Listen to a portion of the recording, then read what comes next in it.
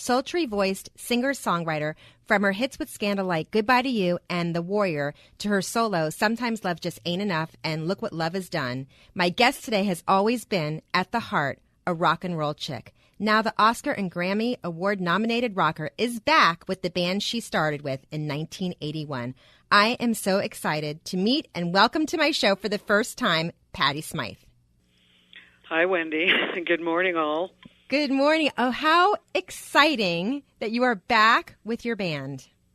Yeah, it's been, we did a Bands Reunited a while ago and got back together and then did a few shows and then stopped and now we're back again. But it's been really fun. We've done about 15 shows, I guess, this summer so far. So Reunited, is it different? Is it the same? It's totally different because it doesn't have all of the band members in it. There's a couple of young guys, too. You know, we lost a couple of band members along the way, like permanently lost. And so it's different, but it's still, I don't know, it seems to be getting better and better. I can't explain it. But when you know what you have and, you know, you feel like you're still singing okay and you've got this great band playing behind you, it just gets better and better. It doesn't get badder and badder. It goes the other way. So it feels better. Amazing. Plus, you've learned through the journey, I'm sure, because I can't even imagine. Describe your journey through music from the beginning. It's a long story, but I would say that I just always loved music and sang as a kid constantly. I annoyed everyone around me because all I did was sing. Hours. When they talk about that 10,000 hours, I think there's something to it where you just have to sing. I just sang along with my mom's record until I forced her to buy my records, and then it was all, rock and roll, and then it was R&B, and then it was, David Bowie to, Stevie Wonder, and just woodshedding. And then I started singing probably at 15. I did my first show, like a little folk show at Pips where I was living in Brooklyn, and I literally was in the show with Andy Kaufman. Okay, that's how I was a kid, and he was like, I don't know how old he was, 20 or something like that. So that's how it began. But then I just didn't do it again for a couple of years, and then I joined a band in Philly. Like I knew these guys who played in Philly, and I was in a cover band for a minute down there, and then I just was singing at these comedy clubs on the Upper East Side, and I met Zach. Zach heard about me, Zach Smyth, who was my partner in Scandal, and he tracked me down, and we went in and did a couple of demos, and we started playing at the Ritz in New York, which was an iconic club back then, and it was great. We played every Tuesday night, and someone came in and saw us, and we had these demos, and that was it. We got signed really fast. So, we weren't a band for very long. Paul Schaefer literally was our keyboard player. Oh, wow. And then he got Dave Letterman's show. I don't know how long he would have stayed with us either way, but he literally got the Letterman show just as we got our record deal. So that's how we wound up replacing him with Benji King. So it just happened fast. And we were opening for all these bands, and then that was it. So we got thrown into a Winnebago. We barely knew each other and went on the road for 9 months. So what is it like being on the road? Being on the road is fun. It's different now for me. I've got a bunch of kids, and, it's changed. But back then, you just sort of, that's why you realize why a lot of relationships don't survive, because you're out there and you become sort of this family, and you have your own dialogue. You speak your own language. No one understands it.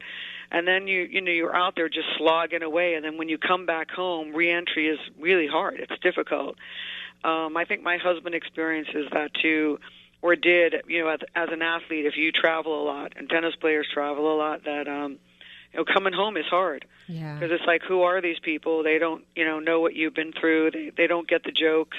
So it's great to be on the road with people you like, but it must be hell to be on the road with people you don't like. And there were a couple of moments like that. Like Zach and I did not get along, and it got to be kind of hellish at the end. Yeah, when you're in that tight of quarters and you're traveling and you're like probably exhausted because the long nights and then I can't even imagine when Scandal first broke up and you went solo. What was that like?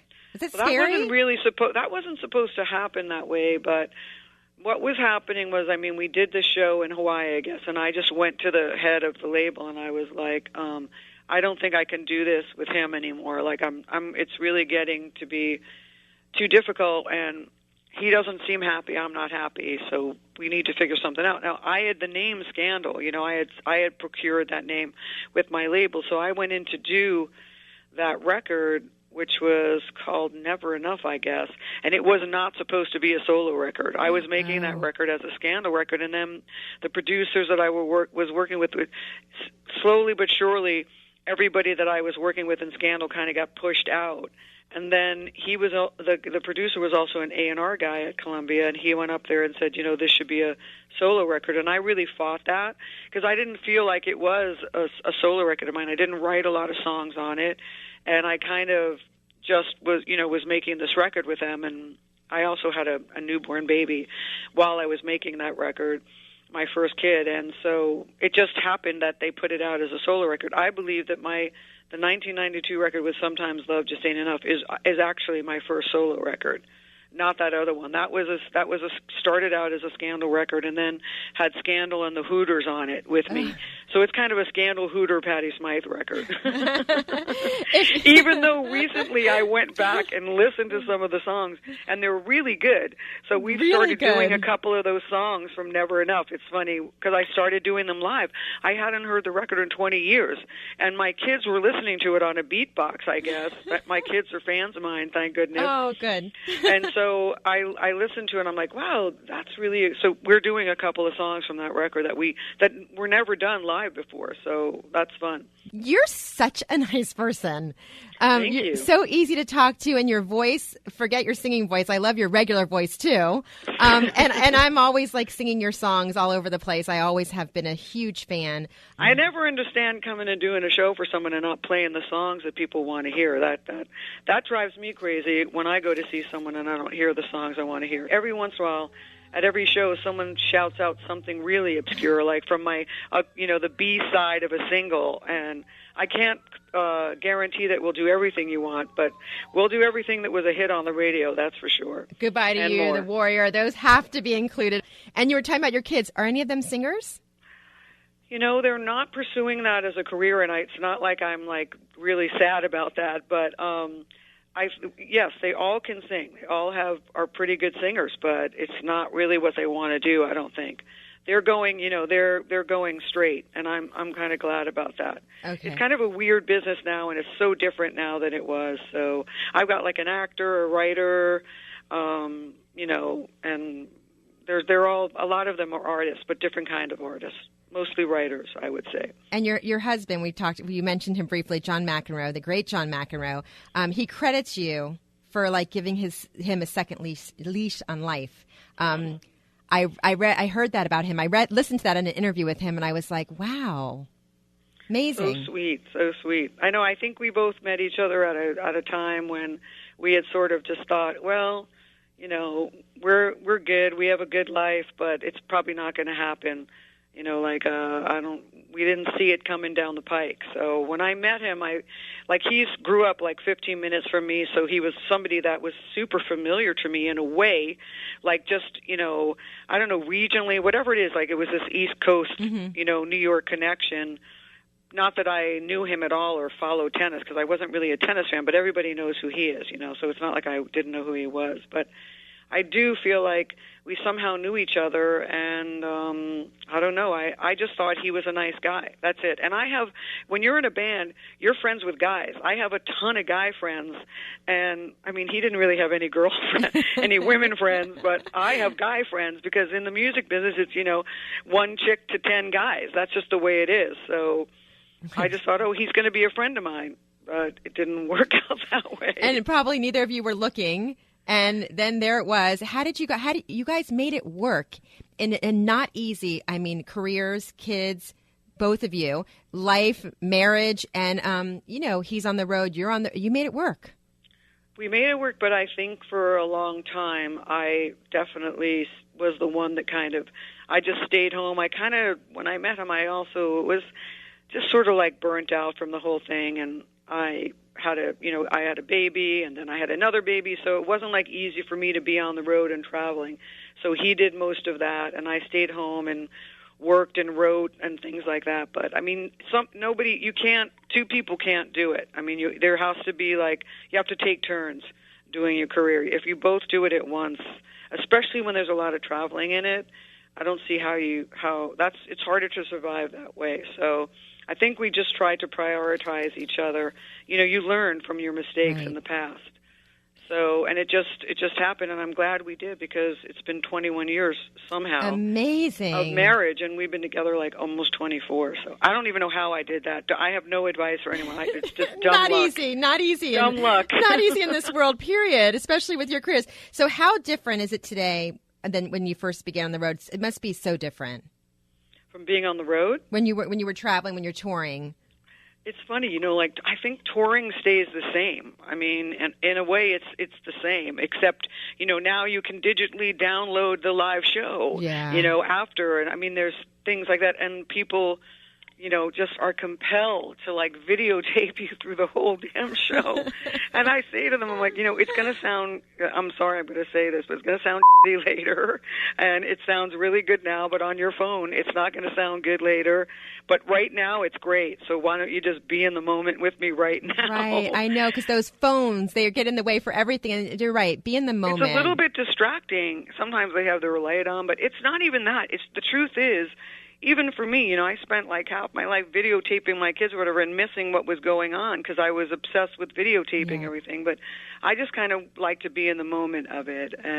But I understand that people want to document it. I get it, but it really kind of doesn't sound as good. I always say I'm never in any pictures with my kids, but at least I'm in the moment. So you just gave me, that made me feel good. Right. Because I was like, there's no pictures of me. Okay, so what inspires you to write music? My life, my friends, my kids. I mean, it comes from everything. I just like to watch people, and I listen. And people tell me stuff. For some reason, people just tell me things. They tell me lots of things. And so it just goes into the computer, and out it comes. So I don't know. I was going to ask you, is that how you do it? Is it in the computer? No, in the computer, in my brain. In your brain, no, okay. I don't write on the computer. I do not do that. I mean, I write freehand. I write in my notebooks. That's how I do it. Most people now write on their computer, but that's not me. I write freehand too. I write my notes for my show freehand. I have to. I need to see it. I need the paper. Yeah, I don't know. It's just I'll get caught up, and I don't type well either. I don't write or type well, but somehow it works to write it down. But you just have to be paying attention, and things will strike you. Someone will say something, and it just, it sticks with you. It's exciting. I wrote a whole song, and John hates it because it's about a guy, I guess, who's cheating on his. I heard a friend of mine say, "I'm not going to let somebody come and take my husband or my life. I'm not going to break up over something like that." I'm like, "Really?" She's like, "Yeah, this is my life. She can't have it." And so I wrote a whole song about that, and John was like, "Everyone's going to think that's us." I'm like, "No, they're not. It's just it's a story. It's not my story. It's just a story." So he really hates the song because of the lyrics. People really do listen to the lyrics and they're like, that must be her life. Well, I'm here to tell you it's not all my life, okay? A lot of it is, but it's also people around me's life. Oscar and Grammy award-nominated rocker is back with the band she started back in 1981. It was such a pleasure and honor to talk to you and to meet you, Patty. Thank you, Wendy. So it really much. was too. Thanks so Yay. much. Okay, take care. Bye-bye.